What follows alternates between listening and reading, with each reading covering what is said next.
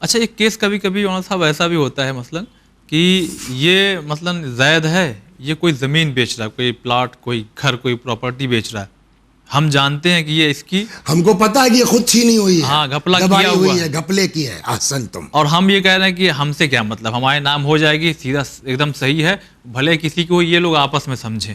تو دیکھیے ایک صورت یہ ہے کہ آدمی کو نہیں پتا ہے، جی تو وہ تو بھائی بہت سی جگہ ایسی ہے کہ آدمی کو نہیں معلوم ہے انجانے کی. لیکن اگر ہم کو پتا ہے کہ یہ آدمی جو مال بیچ رہا ہے، جی فرض کیجئے ایک دکاندار ہے، اس کی روزمرہ کی دکان ہے، بریڈ بیچ رہا ہے، لیکن ہم کو یہ پتا ہے کہ آج جو اس کی دکان پر بریڈ آئی ہے وہ فلانے آدمی سے راستے میں اس نے پورا ڈبہ چھین لیا تو لا کے اپنی دکان میں بیچ رہا ہے. ہم کو پتا ہے، اب آپ کو حق نہیں خریدنے کا اس کو. چنانچہ یہاں وَمَنِ اشْتَرَىٰ خِيَانَةً وَهُوَ يَعْلَمُ، اگر کوئی کسی خیانت والی چیز کو خرید لے اور اس کو پتا ہو، ایک وقت تک آدمی کو نہیں معلوم ہے، وہ میٹر الگ ہے. وَهُوَ يَعْلَمُ فَهُوَ كَالَّذِي خَانَهَا، تو اس کو بھی جو ہے وہ وہی سزا ہے جو خیانت کرنے والے کی ہے. تم کو پتا تھا کہ یہ مال غصبی ہے، تم کو پتا تھا کہ یہ زمین جھٹکے کی ہے، اس کے باوجود تم نے کیوں خریدا؟ جو سزا اس خیانت والے کی ہے وہی سزا تمہاری ہے. تو اس میں آدمی کہیں سے بچنے والا نہیں ہے. فَيُؤْمَرْ بِهِ إِلَى النَّارِ فَهُوَ فِي صَفِيرِ جَهَنَّمَ، ایسے لوگ سیدھے سیدھے جہنم میں ڈال دیے جائیں گے. جو اس چیز کو کہ ہم کو پتا ہے کہ مال جو ہے وہ ان کا نہیں ہے، وہ بیچارے خادم بھائی کا جھٹک لیا ہے انہوں نے، اگر ہم نے اس کے باوجود خریدا تو ہمارے اوپر بھی مقدمہ وہی چلے گا خیانت والا، اور اس کے بعد سزا کیا ہوگی؟ فَيُؤْمَرْ بِهِ إِلَى النَّارِ، جہنم میں ڈال دیے جائیں گے.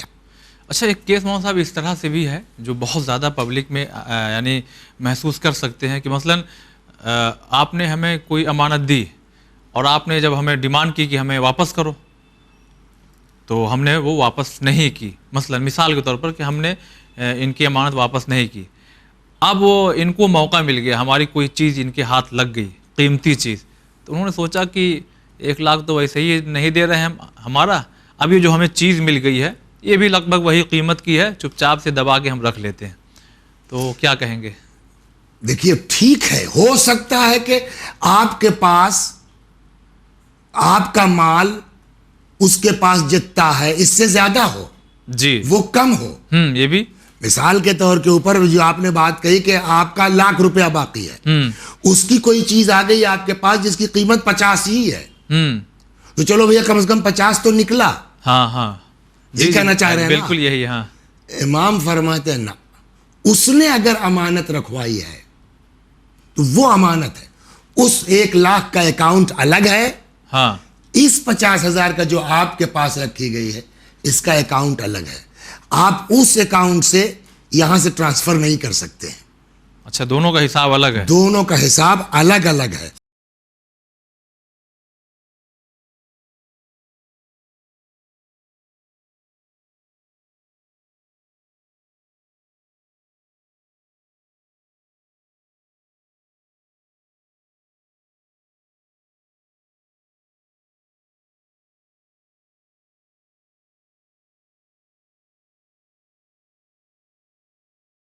عن الحسین نے شبانی یا شبانی ایک صحابی ہیں، قالا یہ کہتے ہیں قلت لأبی عبداللہ علیہ السلام رجلن، وہ ایک سوال آپ کا آ گیا، رجلن من موالیک، آپ ہی میں کے چاہنے والوں میں سے ہے.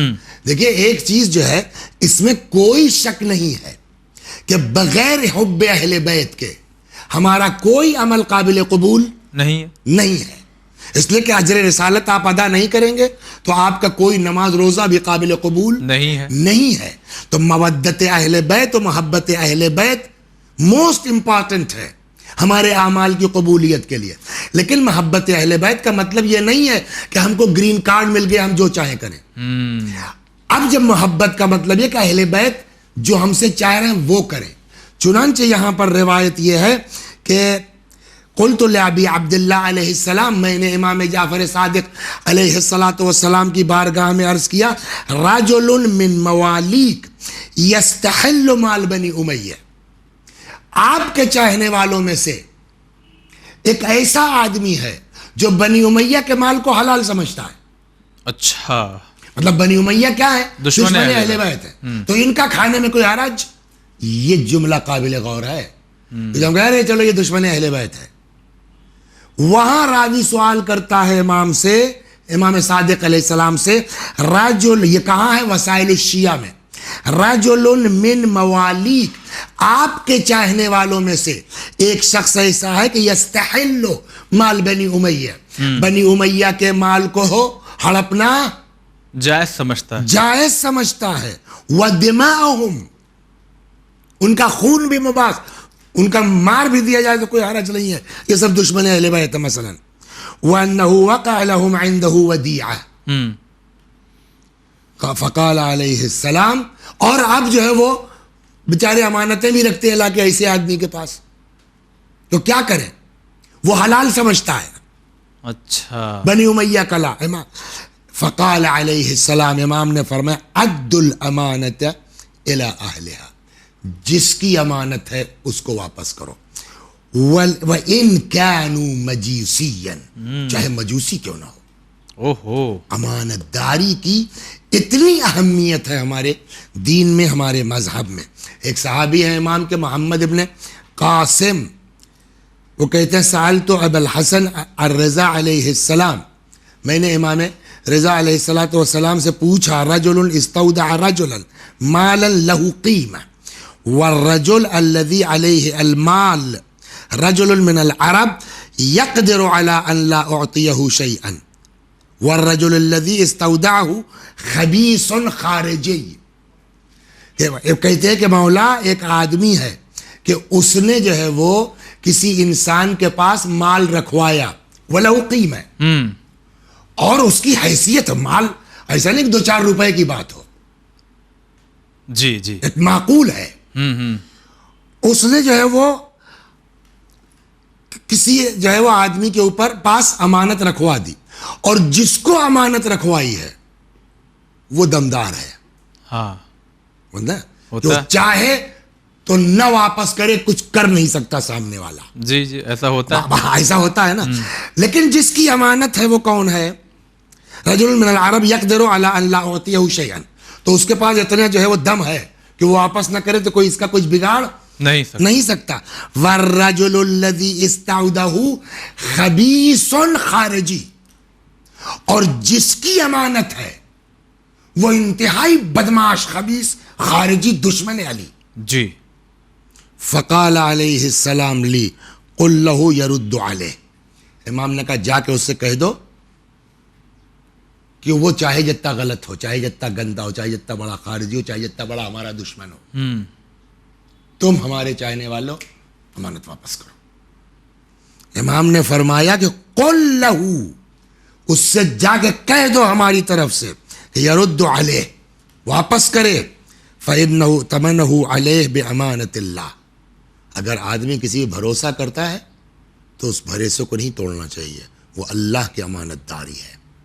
لہذا اس سے کہیے کہ یہ کہہ کے، کوئی کہنے کا مطلب کہ یہ کہہ کے ہم نہیں بچ سکتے، یہ تو دشمن اہل بیت ہے، یہ تو خارجی ہے، حتیٰ ابن ملجم ہے، جی، امانت رکھوائی ہے تو واپس کرو، تو واپس کرنی پڑے گی. من ائتمن علی امانت فأداها فقد حل الف عقدۃ من عنقه من عقد النار، اگر کسی کے پاس امانت ہے اور اس نے امانت داری کے ساتھ امانت واپس کر دی ہے تو گویا اس نے 1000 بندھن جہنم کے اپنے توڑ ڈالے ہیں، نجات حاصل کر لی ہے. سبحان اللہ. فبادروا بالامانہ، لہذا بڑھو، آگے بڑھو امانت داری میں. فإن من ائتمن علی امانۃ، اس لیے کہ اگر کسی کے پاس کوئی امانت ہوتی ہے تو جانتے ایک طرف شیطان لگا ہوا ہے، پھنساؤ بیٹا کو،